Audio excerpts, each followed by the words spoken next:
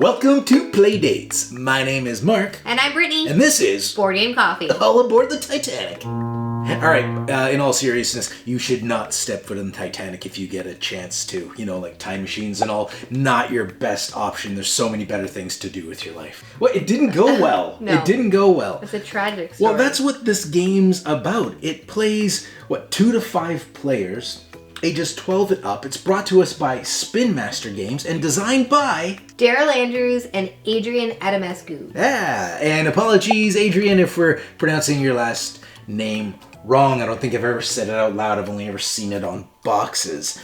You know what? Here's the thing. Why are we bringing Titanic to Playdates? We've done our, top 5 competitive games for couples, top 5 cooperative games for couples, but Titanic is something new.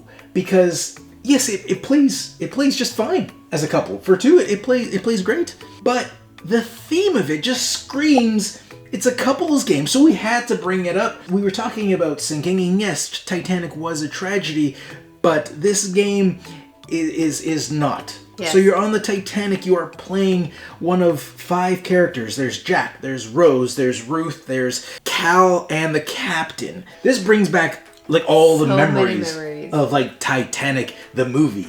So I just want to wrap myself in it, pull out the movie, get some wine, do the whole, turn on the music, rock in some Celine Dion, and just play Titanic. But yeah, the premise of the game is that the ship is going down, and you play as a character. Right here I'm playing Jack, Brittany is playing Rose, and you have actions to move. You have action points to spend. In the 2-player game, you have 4. And you just you move around the boat, spending your actions, picking up people, you put them in your little life preservers, and then you take them over to the rafts, and then you drop them off to save the day and to score points. Because that's really what's most important.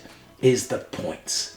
Anybody ever ask you what's the point of saving these people? Well, that's it. Points. Not saving people. Points. Is the point of saving these people. We've played this a few times. Yes. And Brittany's terrible. Oh, you're not terrible. You're not terrible. But she doesn't do very good. Well, I've crushed you every time. Maybe I'm just okay. Let me get this right. You haven't crushed me. Maybe that's not the words that I would use. You went down like the Titanic. I was the iceberg. I was up. I was the iceberg, you were the Titanic. The only up you were is when you're on the tail of the boat that was up in the air and you're like... But Britt, what are your thoughts on Titanic? So I was super excited to play this game because, the cover of the box just... my inner child from the days when I watched this movie was just so excited. I'm pretty sure I had this exact t-shirt of this picture. Was it an iron-on? It was one of those iron-ons that I got at one of the stores, and I rocked that t-shirt. So when I saw this, I was like, oh, I want to play so bad. One thing is, I like Daryl's games, designer of Sagrada, and Bosk, he designed this. But when I saw this, I thought, puzzle. That's what this looks like, puzzle box. Something you go to Target or Walmart, you buy home, and it's a 500-piece puzzle, and you build this. And so the theme, Titanic, I was like, hey, I like Titanic. As a board game, I don't know. But Daryl, I do. Then the box, I don't know. But then I played it, and I liked it. I would 100% agree. So I was actually worried that I was going to be so excited to play this game and then it not going to live up to the expectations. But then when I heard that Daryl was the designer, I was excited because I had enjoyed a lot of his other games. Fun fact is this layout is supposed to be historically accurate. Now, I say supposed to because that's what Daryl told me. It was historically accurate. And I believe him. I like this I like that mechanic. The action mechanic. I do. Where you pick up these they look like little clear water cubes, and they're on your board, your player board, and as you take an action, you move it from available to used. Mm-hmm. And as you go through the game, you'll notice these little blue cubes. You can cross one out when you're on that space to pick up another blue cube and put it on your player board, and now you have another action. Mm-hmm. I think this game's almost too good. It's adorable almost to have 2 couples at the table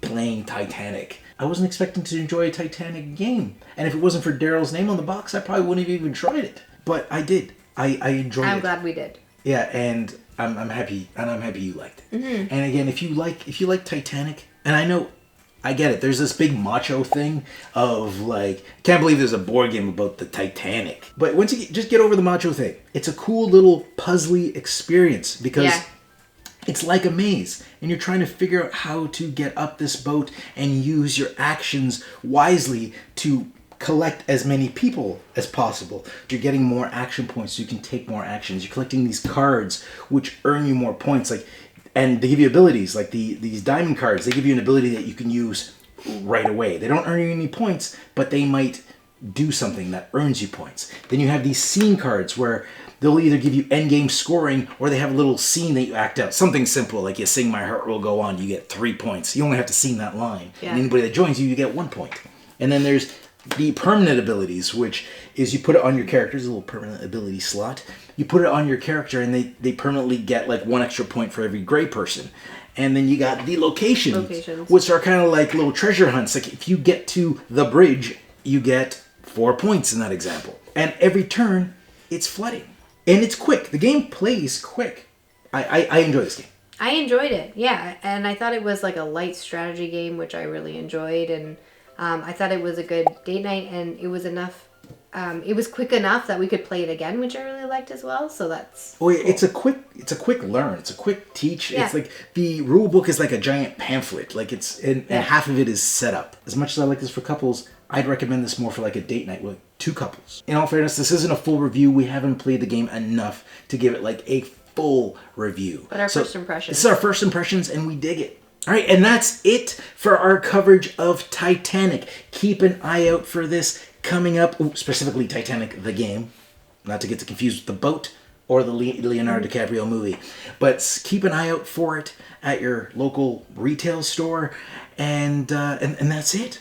So see you guys in a few weeks for another episode of Playdates. Bye.